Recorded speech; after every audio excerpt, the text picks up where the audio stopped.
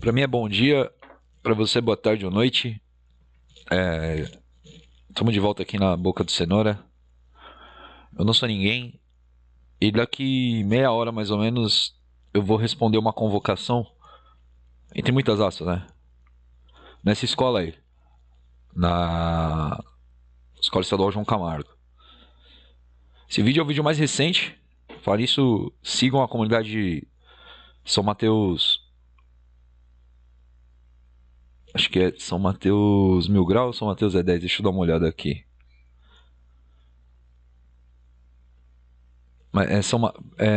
TV São Mateus SP 6.910. Mas tem as páginas de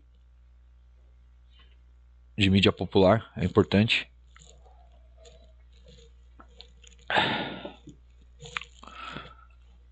A ocasião é o seguinte: minha história nessa escola começa no primeiro dia de ATPC. Na primeira terça-feira letiva, após correr todas as atribuições, tal, a fila de atribuições, 2 gestões atrás. Então vamos lá. Uma escola, um ano letivo, 3 gestão e a guerra aí pra gente. Na ocasião, um estudante que eu vou chamar de B, ele entrou na sala dos professores, pegou um pãozinho lá que é servido aos professores, isso gerou um mal-estar num colega de trabalho e durante a reunião, no começo do ano letivo, esse colega, que, ao que me consta, passou no concurso público da Polícia Civil, e guarda essa informação, é muito importante, ao que me consta, ele começou a falar de forma verborrágica. Não, que se me entra na sala dos professores, isso é um absurdo, quem ele pensa que é? Esses moleque, e aí já insinuando, né? Esses moleque do abrigo é isso, esses moleque do abrigo é aquilo. O moleque tá em situação de vulnerabilidade, é um adolescente que foi apreendido pelo Estado por conta de problemas que envolvem a saúde familiar em vários aspectos. E aí chegou o cúmulo desse cara falar: se ele me bater, eu bato nele. Aí eu me posicionei, né? Eu tô ali, eu existo. Me atribuíram uma única aula esse ano letivo, reforço, uma única aula. Como eu disse no vídeo anterior sobre a garota que foi agredida no José Chedi aqui, gestores se conversam. Então, eu sou professor de filosofia, eu sofro essa perseguição por conta de nosso currículo mostrar pra gente. A gente ensina o Estado de Direito dos jovens, ensina o que é racismo, ensina o que é misoginia, ensina o que é preconceito e tal. E eles veem isso nos meus colegas e aí os meus colegas passam a perseguir a gente, né? E aí eu tava nessa reunião e me posicionei, eu falei: olha, não, se você bater nele, pra começar, se eu souber que você bater nele, eu abro a denúncia. A gente tem. E aí eu pego esse livro, eu ando com ele de. Tadinho, tá até destruído. Eu ando com ele embaixo do braço. Parece uma Bíblia. Eu pareço um pastor com uma Bíblia embaixo do braço, tentando mostrar: olha, alguns comportamentos eles têm origem. Eles têm. Eles não são justificáveis no que diz respeito quando ele agride a gente de alguma forma ou causa um mal-estar de alguma forma, né? Porque nada justifica uma violência. Mas que tem explicação de sua origem, tem. E é possível agir nessas origens, nesses campos, assim, né? E a resposta foi uma só. Obviamente eu saí de errado. Eu saí de mal educado. E esse colega se levantou, me empurrou assim, apontou o dedo na minha cara e falou: vamos lá fora, vamos brigar, me convidando para ir brigar com ele do lado de fora da escola. E é uma escola que vira e mexe tem brigas. Quase toda, se você entrevistar os arredores, os moradores, fazer uma pesquisa e entrevistar os moradores, vez ou outra, essa escola tem brigas constantemente. Aí, a consequência que temos a partir disso é um comportamento que se repetiu na terça passada, mas agora por outro colega que estava presente nesse dia, estava presente no dia que aconteceu esse desconforto. Esse meu colega, ele saiu do estado, esse que tentou me bater, que queria bater na criança, saiu do estado, virou polícia. Cada um com seu destino. E aí um colega que ficou fez a mesma coisa na terça-feira, quando eu me posicionei com firmeza, sabe, em repúdio ao comportamento unilateral e autoritário da gestão atual. O mesmo comportamento que gerou os problemas da gestão anterior. Comportamento este que... Lembra esse menino que entrou na sala dos professores, o B? Como eu não consegui pegar a aula, eu fui atender convites da própria escola para ser professor substituto. Porque não tem aula para atribuir, mas tem aula para ensinar. Então, tipo, eles não querem atribuir a aula pra gente, mas tem aula vaga. É confuso, é uma mecânica perversa que gera aula vaga e ao mesmo tempo não gera, gera a possibilidade da escola não atribuir para os professores. É ruim mesmo. É o Feder, né? E aí, nessa situação, eu procuro um local tranquilo, que eu havia pedido, olha, eu vou fazer concurso, fazer prova, processo seletivo, tem uma salinha para eu ficar estudando enquanto não tem aula? Beleza. E aí fazem, que acabam me jogando dentro de uma biblioteca, numa sala de leitura, com a sala, não para eu substituir, não para eu eventuar, mas a sala estava numa balbúrdia, numa zorra, numa esbórnia, assim.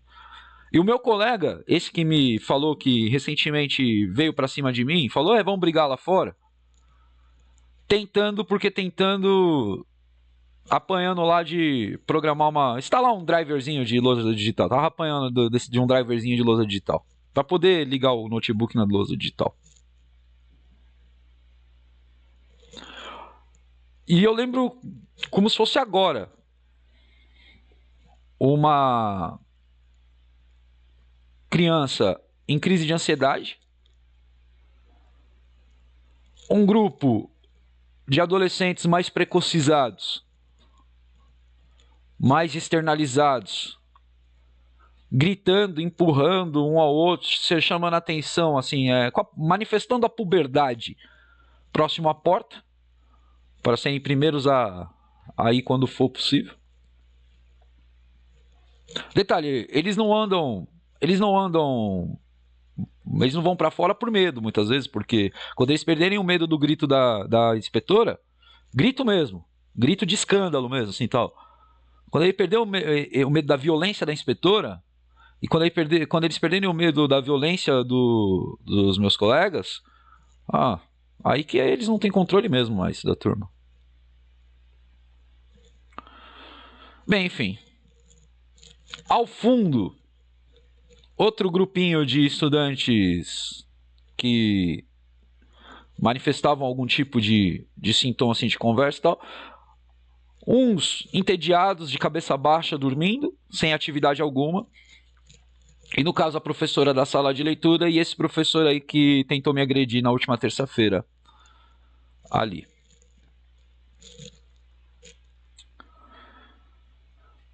E aí eu fui trabalhando. Eu vi... Porque eu não gosto de ficar num ambiente... Gente, eu tenho gravado como que é um ambiente de sala descontrolada. É tóxico. Mata. Eu tenho uma colega que há uma semana atrás desmaiou na sala. Nervoso. Pressão sobe. Estresse. É ruim. Ficar naquele lugar é ruim, assim. Aí que eu fiz? Elenquei os casos mais urgentes. Como que você elenca os casos mais urgentes, né? Você vê quem está em risco iminente. Que nem duas adolescentes gritando uma com a outra e uma falando, eu vou te matar. É um risco urgente. O professor levanta, Não, você não vai matar ninguém. Vem cá, vamos conversar, vamos entender o que está acontecendo. Me conta. Uma vai tentar atravessar achando que quem falar primeiro... Porque é assim, quem chega primeiro com a informação leva o crédito primeiro. A escola ela não investiga. A escola ela não tem um hábito de construir uma investigação pedagógica. Não existe esse hábito.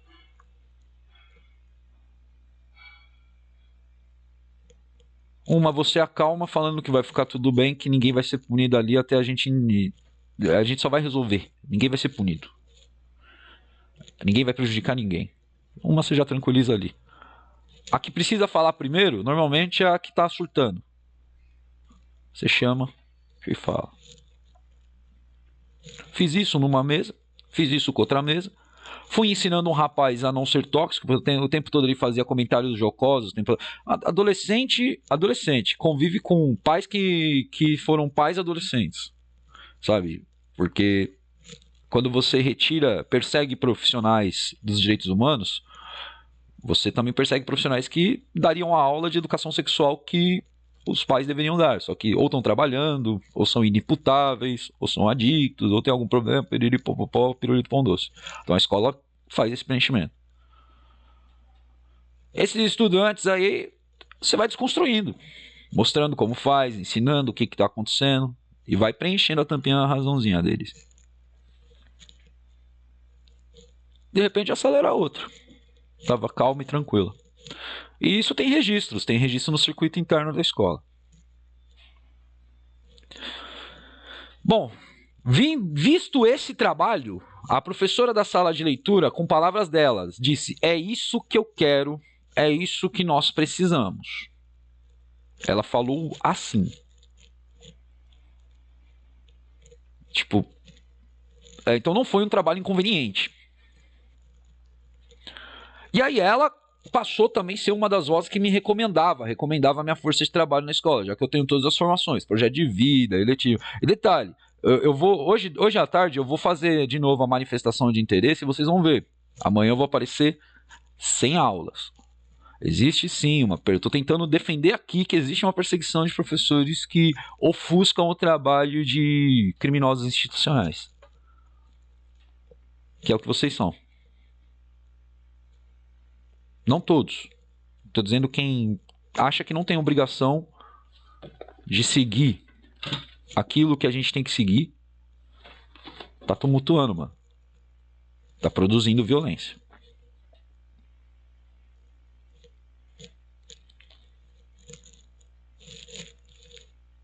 Bem, supostamente, tá?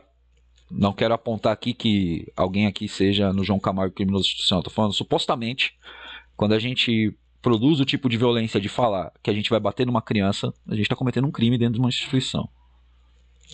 É isso que eu tô falando. E a gente tem que parar. Ah, mas não é você, não é ele, é ele. Mano, quando você assume uma gestão, é nós. Numa escola não existe o eu. Existe o nós. A sua vida pode estar com uma caneta na mão para tomar uma decisão, só que a minha tá na frente da faca, na frente do fuzil, na frente da arma. Então é o nós. Então vamos devagar para entender tudo isso. E aí essa movimentação de pedagogia crítica na escola gerou uma reação, gerou um dissenso, e o dissenso enriquece. Só que aí chegou o ponto que esse professor que estava instalado, não que ameaçou a criança que saiu. Ah, esqueci de falar também mais importante. E o B, cabulando aula, entrando, se envolvendo, empurrando, tal. Bastou 2 ou 3 encontros, enquanto eu estava indo aguardar para ver se tinha aula de professor substituto, essas crianças ficavam me rodeando. E acontece mesmo, quem já me viu no axé, me viu no terreiro, quem já me viu nas ONGs, quem já me viu... As crianças rodeiam porque eu sigo uma pedagoga chamada Ena, Ser.ena, H-E-N-A. A Ena, ela é pedagoga lá na Austrália, ela fala sobre a perspectiva da criança. Eu também fui aluno de uma das maiores especialistas, se não a maior especialista, por exemplo, dentre outros autores, em Maurice Tardif, sobre saberes docentes. Eu fui aluno de quem foi orientado por Rubem Alves. Eu fui aluno do neto do Florestan Fernandes. Dentre outras pessoas, sabe? Não são pessoas insignificantes na minha vida, cara. Pô, meu mestre, cara, o cara que me despertou a crítica e me despertou pra filosofia, o cara escreveu sobre Delfim Neto, foi investigado pelo Estado, inclusive, e quase colocou contra o Delfim, denunciou, desmascarou o Delfim Neto. A praxis de Delfim Neto na ditadura bonapartista, o reordenamento jurídico, assim, o reordenamento da ditadura bonapartista, assim, sabe, colocando as prioridades da elite e a custa do sangue do pobre, roubando mesmo as pessoas. Então eu tive uma formação de excelência, cara. Tive esse privilégio. E aí quando você entra no meio de um território de negacionismo, é frustrante, cara. Então, trocas, eu tenho. Coisas para levar para vocês aí no João Camargo, eu tenho. Bom, então quem me conhece, quem sabe por onde eu ando e tal, vê que eu vou fazendo a leitura da molecadinha. Eu tenho afilhados por aí, por exemplo. Um beijo para meus afilhadinhos e afilhadinhas. Um beijo para meus afilhados. Dindinho ama vocês. A gente vai fazendo esse percurso assim de leitura da necessidade, principalmente a necessidade afetiva e de validação de uma criança, de um cérebro em desenvolvimento. E no final das contas a gente acaba tendo próximo da gente o sintoma que está gerando a violência na escola.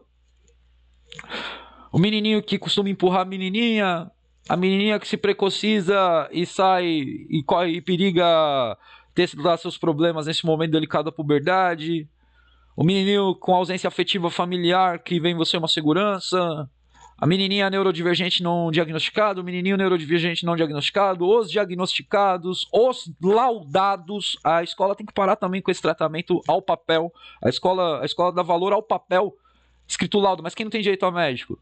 O sintoma aí, eu tô ali olhando uma criança autista com laudo e uma criança não diagnosticada com sintoma idêntico, com estereotipias semelhantes. Sabe, claro, é um espectro, cada um com a sua estereotipia, piriri pororó, e eu sei que você também é autista, minha querida, eu sei que você também é neurodivergente, só que nós não estamos falando de você. E eu tô me dirigindo isso à minha chefia, que costuma, toda vez que a gente vai falar de diversidade, toda vez que a gente vai falar de criança com deficiência, ela fala, eu também sou. É porque sou eu. É porque... Mano, não estou falando de você. Você eu conheço há 2 meses. Com todo respeito. Não estou falando de você. E aí você vê uma criança com o mesmo sintoma da criança com laudo, relata. Leia o sintoma. Escreva, vamos lá, essa criança fez isso, ela age assim, assim, assado. Pumba, mãezinha, leva essa cartinha no posto. Vamos tentar uma vaga com neuro. Às vezes você bota uma criança numa terapia, a sua escola inteira muda, mano. Acontece. Às vezes você faz uma mãe se aproximar de um filho, de uma filha, simplesmente ensinando como funciona a cabecinha dele ou dela. Acontece. E aos meus colegas que falam, mas eu tô no estado há 20, 30... Mano, eu tô há 15. Tô há 15 anos no estado. Vocês me infantilizam, me invisibilizam e me subhierarquizam por eu ser um professor contratado. Mas eu fui efetivo, fui agente de organização escolar. Antes disso, fui professor contratado. Antes disso, fui estagiário. Qual é o seu problema? Bom, essas crianças elas me rodearam e ficaram ali na sala de leitura com a professora da sala de leitura ali vendo o trabalho acontecer. No final do dia, né, no final de tudo, a gente acabou com a sala calma, tranquila. As crianças que tiveram um pouco de acolhimento e atenção se tornaram melhores. E aí 3 delas eu reencontrei no dia seguinte, quando eu fui substituir uma aula na sala deles. Na ocasião, eu já havia sido coagido a fazer a chamada, porque agora existe uma resolução de fato. Eu estou ciente que a escola pode elencar falta caso eu não faça a chamada. E eu estou ciente o que essa falta pode fazer com o meu contrato. Só que se eu não consigo fazer a chamada porque eu estou numa sala de aula em estado de calamidade, porque o colega anterior me entregou a sala desse jeito, eu preciso acalmar as coisas ali. 3 desses colegas, por terem recebido 3 dessas crianças que eu encontrei no dia seguinte, demandaram mais atenção, porque já sabia que eu era o tipo de perfil que preencheria algum tipo de ausência afetiva. E começaram a tumultuar. Foi quando eu falei, aguarde por uns 20 minutos, 15 a 20 minutinhos. E eu reforcei essa fala para todo mundo ser testemunha. Eu não estou expulsando, só não consigo dar aula, eu não consigo fazer a chamada, eu não consigo dar a introdução com esses 3 correndo aqui. Aguarda lá. Esfria o corpo 20 minutos que eu já vou buscar vocês. Imediatamente a direção me manda primeiro uma agente de organização com um papel pedindo uma medida, uma sanção para essas crianças. Por que eu vou sancionar 3 crianças com açúcar no sangue, que sabe que a aula é afetiva, que estão demandando atenção e provavelmente são casos mais urgentes? Por que eu vou puni-las? Em segundo lugar, eu estava no meio da chamada quando novas interferências invadem minha sala e falam, ela mandou a gente voltar porque ela é a vice-diretora. Foi o que eu escutei. E eu falei, não importa. O problema não é a minha vice, o problema são vocês, que hoje eu não estou conseguindo fazer a chamada. Aguarde 20 minutos. Eu vou terminar a chamada e vou buscar vocês. E aí a própria vice-diretora recolheu os estudantes para ir punir eles na sala. E aí eu falei, não, ela vai punir vocês, volta para a sala. E aí ela passou por cima das minhas, não, agora eles vão para minha sala. Você não pôs eles para fora? E todo o meu trabalho de identificar a violência, de identificar os focos, aguardar, fazer a gestão de sala, todo esse trabalho, ele foi atropelado pela palavra de uma vice-diretora, pelo fato dela ser uma vice-diretora. E isso é abuso de autoridade. Eu tenho da onde eu estou... Ao contrário dos meus colegas, eu te mostro da onde eu estou tirando o meu trabalho. Se eu falei para aguardar, tem que aguardar. Paciência. Você não manda dentro da minha sala. Você não cobra da gente gestão de sala de aula? Pois é isso. Então, começa a fazer a gestão da sua escola e deixa que a gestão da consciência das crianças, professores fazem, comunidade faz. Tu auxilia, mas tu tem outras demandas, cara. Tu tem papel para assinar, tu tem histórico para assinar, tu tem declaração para emitir, tu tem compra para fazer, conta para pagar, tu tem manutenção para fazer, tu tem levantamento para fazer, tem relatório para fazer, tu tem professor para orientar, não eu. Quando você me convoca para ser orientado depois de eu cobrar essa postura no ATPC, bom, os finalmente, né? Que eu já tenho que ir, que eu tenho que estar 10h30 lá.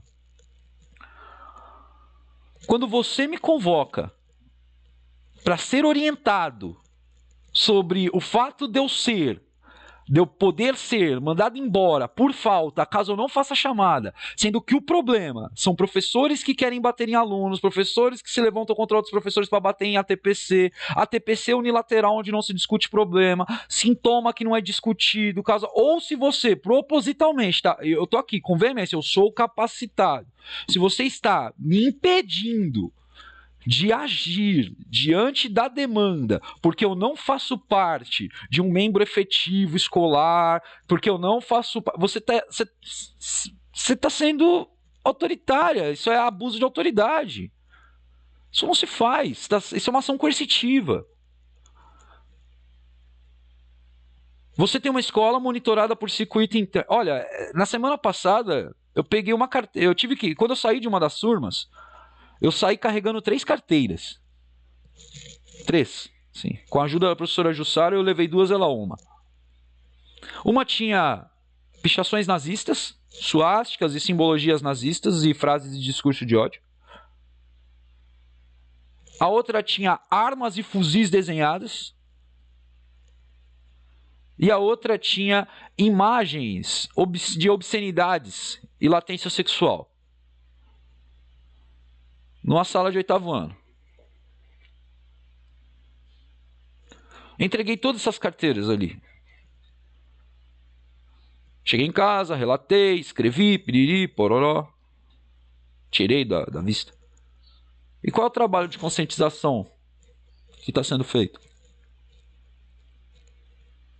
A consciência que produziu aquilo ainda não sabe, não conseguiu fixar que aquilo é errado. Vai chamar pai, vai chamar mãe, vai chamar polícia ou vai chamar um professor e dar uma aula de história? Ou vai deixar um professor dar uma aula de história? Porque o problema de vocês também é quando a gente começa a dar aula. Que aí a cada 5 minutos tem uma interferência. A quantidade de atravessamento é tão grande que eu tive que colocar uma mesa, montar uma barricada para parar de ser interrompido. Então é a escola. O João Camargo, que você está vendo aí, ó, nesse caso do São Mateus Migral, é uma escola que já mudou de gestão 3 vezes. Os gatos começaram a aparecer envenenados ali. Também tem esse problema. É uma escola que eles invadem sua sala. Eles fazem um esforço para os estudantes não ocupar o espaço escolar. Morreu uma professora no começo do ano. 2 professores tentaram me agredir nessa escola. E eles não percebem que a produção da violência está na própria manutenção da violência no comportamento escolar. Não tem leitura, não tem rigor, não tem respeito à ciência. É triste. Eu vou tentar colher o máximo que eu posso lá agora. Se possível, vou até gravar essa reunião, porque vai ser uma nova ação coercitiva, provavelmente, para a gente ver o que vai acontecer, beleza?